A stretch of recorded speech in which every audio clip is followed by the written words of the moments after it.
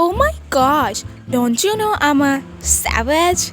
I'm a killer, not killer. So hello guys, welcome back to my YouTube channel। और हमने previous episode में देखा था कि कैसे हमारी छन छन बेहोश हो जाती है और हमारे दुष्ट हीरो को हांशो को गिरफ्तार कर लिया जाता है। तो आज के सेकंड एपिसोड में हम the romance of tiger and rose में देखेंगे कि क्या होता है। तो कहानी के सेकंड एपिसोड में ये बताया जाता है कि हमारी छन जो होती है उसको असल में शराब चढ़ जाती है। हाँ, तो जब ये बात उसके सर्वेंट पता चलता है कि हमारे प्रिंसेस को असल में शराब चढ़ जाती है तो वो बहुत ज़्यादा चौंक जाता है कि अरे हमारी थर्ड प्रिंसेस इतनी पियक्कड़ है तो उसको शराब कैसे चढ़ गई। और इसी दौरान हमारी थर्ड प्रिंसेस छन उठ जाती है और उसके सर में बहुत ही ज़्यादा दर्द हो रहा होता है। वैसे ही वो इतने ज़्यादा टेंशन में है कि वो अपने हिस्टोरिकल ड्रामा में पहुंच चुकी है और ऊपर से ये सब दिक्कत। फिर तभी उसका सर्वेंट के लिए आ जाता है तो वो जब उठती है तो देखती है कि अरे मैं तो अभी भी अपने स्क्रिप्ट के अंदर घुसी हूँ। वो अपने सर्वेंट को पकड़ लेती है चेक करने के लिए कि वो अपने सपने से उठी कि नहीं। फिर वो बहुत ही ज़्यादा गुस्सा हो जाती है कि मैं तो अभी भी अपने ड्रीम यानी स्क्रिप्ट में फंसी हुई हूँ। पर गर्ल, तुम एटलीस्ट अप्रिशिएट करो कि सिटीज़ की हेक्टिक लाइफ से तुम अपनी स्क्रिप्ट में फंसी हुई हो और वो भी एक थर्ड प्रिंसेस में कितनी रॉयल लाइफ जी रही हो। लेकिन नहीं, हम इन सब चीज़ों की कभी कदर कर ही नहीं सकते। फिर कहानी में हम आगे देखेंगे कि छन सोचने लग जाती है कि हांसो ने कहीं पॉइजनस ड्रिंक्स को चेंज तो नहीं कर दिया, अब वो वापस अपनी रियल लाइफ में कैसे जाएगी। फिर वो ये सोचने लग जाती है कि आजकल के एक्टर्स अपनी स्क्रिप्ट्स को अच्छे से रिवाइज भी नहीं करते और स्क्रीन प्ले भी अच्छे से नहीं करते हैं। फिर वो अपनी सराउंडिंग्स में इधर उधर देखने लग जाती है और उसको सामने ही एक खंजर दिखता है। तो फिर वो ये सोचती है कि अगर वो बाई चांस अपने इस हिस्टोरिकल स्क्रिप्ट्स में मर जाएगी तो क्या वो सच में अपनी रियल लाइफ में पहुंच जाएगी। तो इसलिए वो अपना गला काटने का सोच रही होती है। फिर वो रुक जाती है कि नहीं, बहुत ज़्यादा दर्द होगा, बहुत ज़्यादा दर्द होगा। फिर कोई और वो मेथड चूज़ करती है तो देखती है कि उसकी ड्रेस में रिबन्स होती हैं तो वो अपने आप को गला घोटने की कोशिश करती है। फिर वो रुक जाती है कि नहीं, बहुत ज़्यादा बेकार लगेगा, बहुत ज़्यादा बेकार लगेगा। फिर वो सोचती है कि अगर वो एक जगह से दूसरी जगह में दौड़ेगी और अपना सर को टकरा लेगी तो वो बेहोश होकर के अपनी रियल लाइफ में पहुंच जाएगी। तो वैसे ही जोर से दौड़ ही रही होती है कि फिर वो रुक जाती है और वो सोचने लग जाती है कि मौत तो एक ना एक दिन सभी को मिलनी ही है। तो सबसे स्कैरी मौत नहीं पर डरावना ये है कि मैंने अभी तक अपने स्क्रीन प्ले की स्क्रिप्ट्स अभी तक जमा की ही नहीं है। वो बहुत ही ज़्यादा घबरा जाती है और वो फिर से दीवार से लड़ने के लिए तैयार हो जाती है। लेकिन वो फिर रुक जाती है क्योंकि वो बहुत ही ज़्यादा डर जाती है और वो सोचने लग जाती है कि अगर वो अपने इस सपने में मर गई तो क्या वो रियल लाइफ में ओवरवर्क से मर जाएगी। फिर वो बोलने लग जाती है कि उसको हांसो को और वो एक्टर को थैंक यू बोलना चाहिए जो इस एक्ट को कर रहा है कि उनकी वजह से वो अपने रियल सेल्फ के बारे में काफ़ी कुछ जान रही है। इसके बाद वो अपने रूम के खिड़की के किनारे बैठ जाती है और सोचने लग जाती है कि वो अपने इस सपने से कैसे उठे।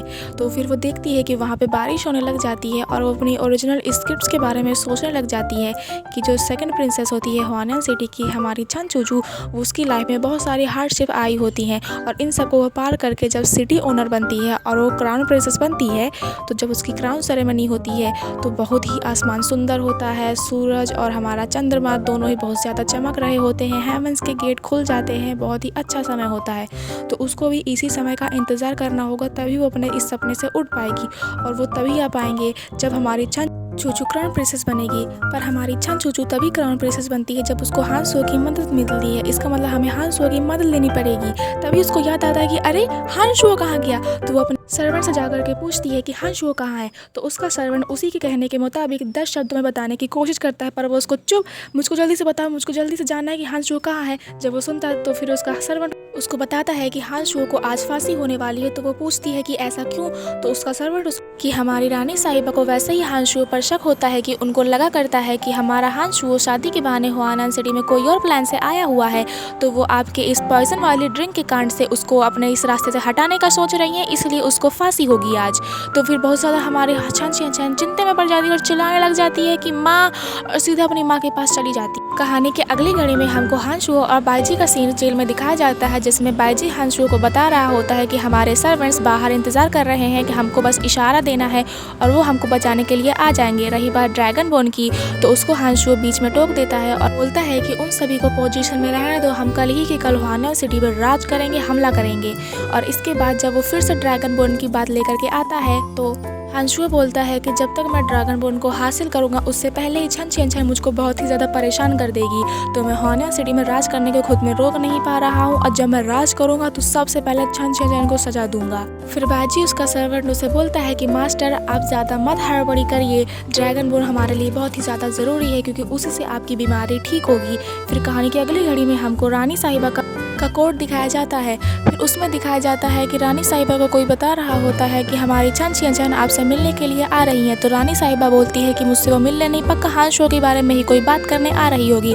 तभी छन छिंचन वहाँ पे आ जाती है और रानी साहिबा से बोलने लग जाती है कि माँ, हांशो को प्लीज़ छोड़ दो। और उसकी मम्मी उसकी बातों को टाल करके आगे बढ़ जाती है। तभी मिनिस्टर वैन छन छिंचन को रोक लेते हैं और बोलते हैं कि आपको पिछली रात हांशुओं ने पॉइजन मिलाया था, तो लॉ के अकॉर्डिंग उनको आज फांसी होगी। तो छन छिंचन उनको बताती है कि हांशुओं ने उसकी ड्रिंक्स में पॉइजन नहीं मिलाया था, उसी ने उनको गलत समझा था। फिर उसके बाद हमारे मिनिस्टर वैंग उसको बताते हैं, प्रिंसेस छन छिंचन आपको तो कभी शराब चढ़ी ही नहीं, तो कल आप बेहोश कैसे हो गई। तो छन छिंचन उसका जवाब देने ही वाली होती है कि पूछने लग जाती है कि हांशो को आज कितनी देर फांसी चढ़ेगी।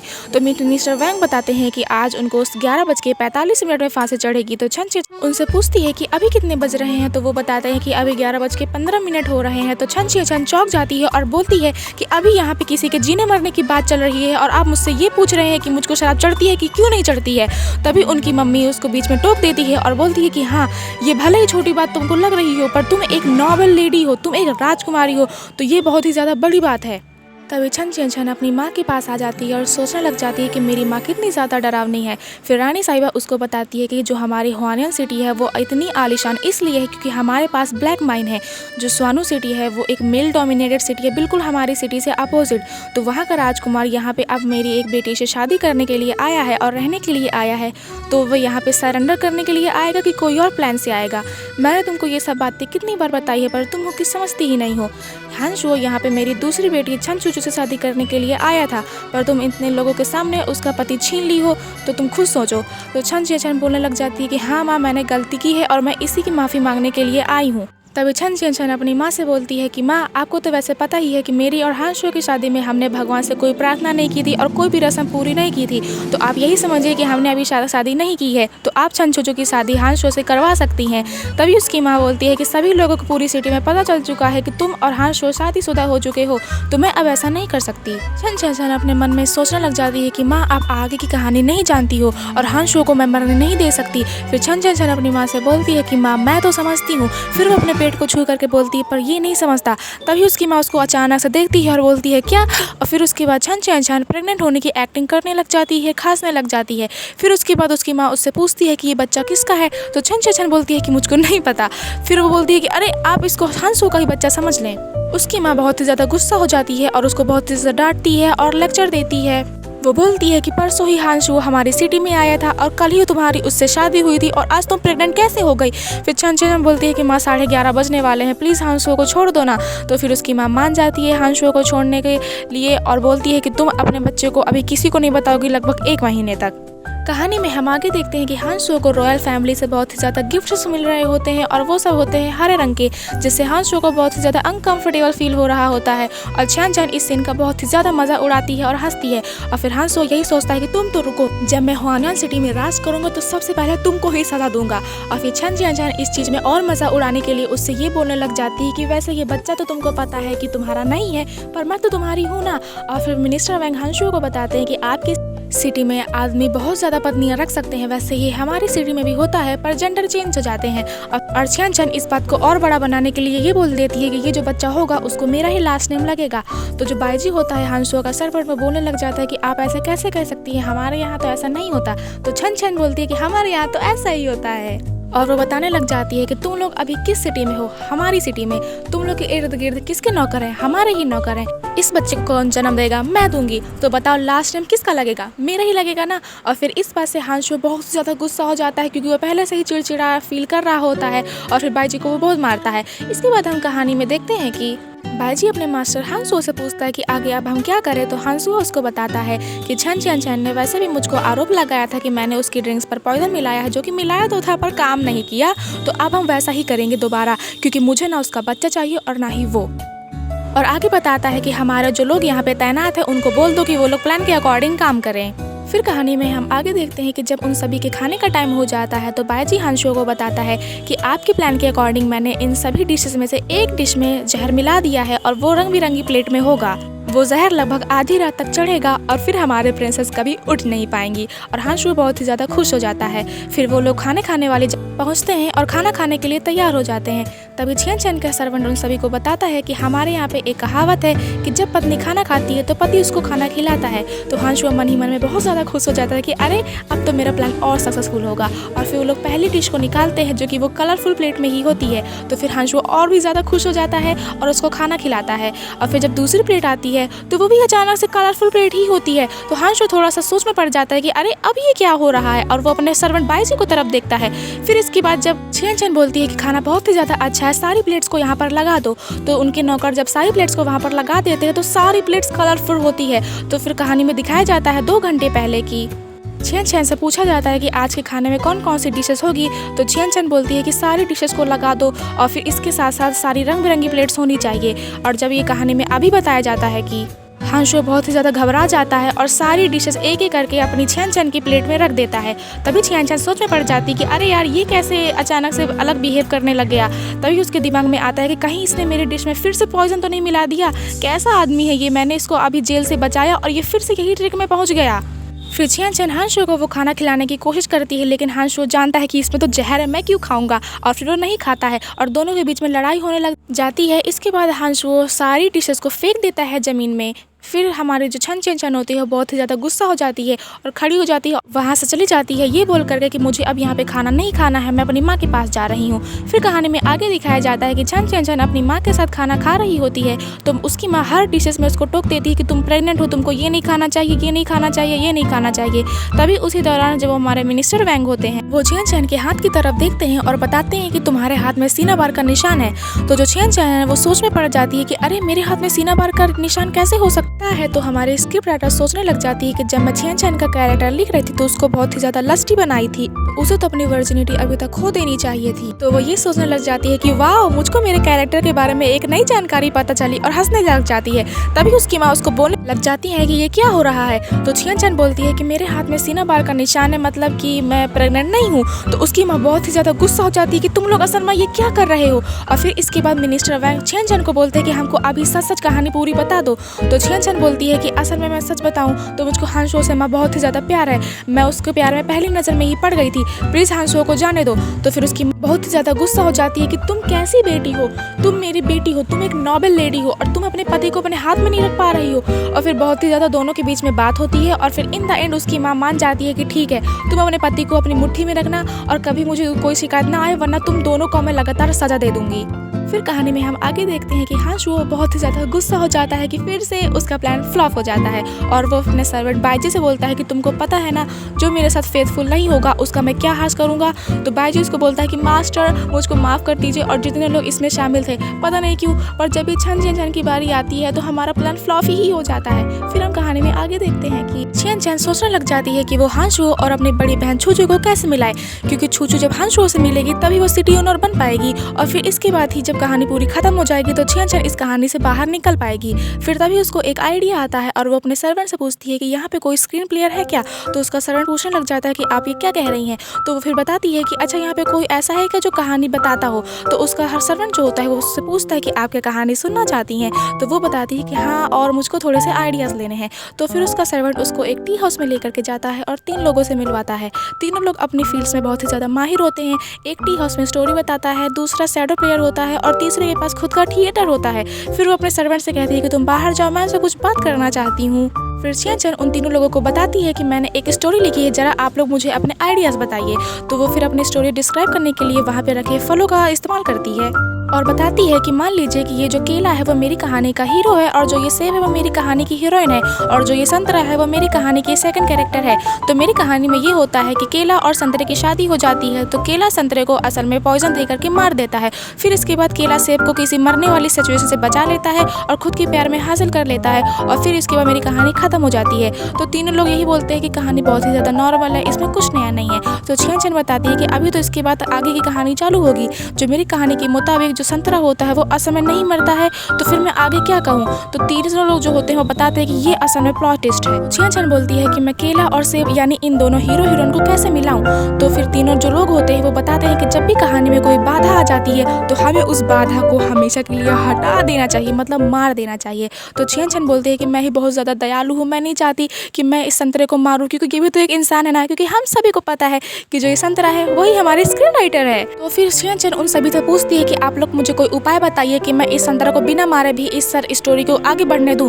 तो वो लोग कुछ नहीं बता पाते हैं, उन लोगों के लिए यही होता है कि इस संतरे को हमेशा के लिए हटा दो। तो फिर वो छियान छन पूछती है कि अच्छा आप लोग मुझको यही बताइए कि केला किस तरह सेब को बचा लेगा, तो सेब किस तरह केले को बचा ले ताकि उन दोनों को प्यार हो जाए। तो वो लोग कुछ नहीं सोच पाते हैं। तो फिर छियान छन बोलती है कि लगता है मुझे ही कुछ अब सोचना पड़ेगा। तो फिर छियान छन के मन में एक प्लान आता है और वो फिर म्यूजिक और डांस अकेडमी में जाती है। तो बेसिकली छियान छन का प्लान ये होता है कि वो म्यूजिक और डांस अकेडमी में जाएगी और वहाँ के किसी एक मेंबर से अपने हांशो के साथ कंपटीशन करवाएगी। तो ताज्जुब सी बात है कि उन दोनों के बीच में लड़ाई होगी और जब लड़ाई होगी तो छन चूचू आएगी उसकी बहन और हांशो को बचा लेगी, जिससे हांशो के मन में उसके लिए थोड़ा सा थोड़ा प्यार पड़ने लग जाएगा। और फिर इसके बाद उसकी थोड़ी सी स्टोरी जो है वो अपनी सही लाइन में आने लग जाएगी। तो कहानी थोड़ा तो प्लान के मुताबिक चलती है पर थोड़ा सा ट्विस्ट आ जाता है। तो छियान छन जब म्यूजिक और डांस अकेडमी में जाती है तो वहाँ के लोगों को क्रिटिसाइज करती है कि तुम कितने लंबे हो, तुम कितने पतले हो।